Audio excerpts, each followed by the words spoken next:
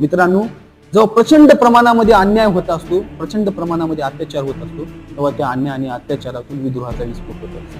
आणि तोच विस्फोट सिद्धनाकाच्या हृदयात सुद्धा झाला, सिद्धनाकाच्या मेंदूत सुद्धा झाला. आणि सिद्धनाकाचं शिष्टमंडळ बाजीराव पेशव्याच्या दरबारामध्ये गेलं. सिद्धनाक बाजीराव पेशव्याला म्हणतो, एक तर तुम्ही आमचं जीवन गायीच्या शेणाच्या पलीकडे केलेलं आहे, ते शेणामय जीवन सुद्धा आम्ही जगायला तयार आहोत.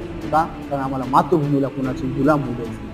आणि तुम्हाला जर मातृभूमी गुलामच होऊ द्यायची असेल तर याची वाईट परिणाम पेशवाईला भोगावे लागतील. कारण ज्या महारांनी या राज्याच्या निर्मितीमध्ये मोठे योगदान दिले होते, ते महार आता याला बर्बाद करण्यासाठी सुद्धा कुठलाच विचार करणार नाही. कारण हा लढा आता आमच्या अस्तित्वाचा आणि अस्मितेचा झालेला आहे. ह्या अस्तित्व आणि अस्मितेच्या लढ्यामध्ये आता आम्ही मराठा साम्राज्याची, आम्ही पेशवाईची साथ सोडत आहोत. आणि माझ्यासोबत आम्ही सर्व महार सैनिक आताच ह्या क्षणापासून आपल्या साम्राज्यापासून दूर जात आहेत, असं त्या दरबारामध्ये सिद्धनाथ जाहीर करतो. आणि दरबारामधून रागारागाने निघून जातो.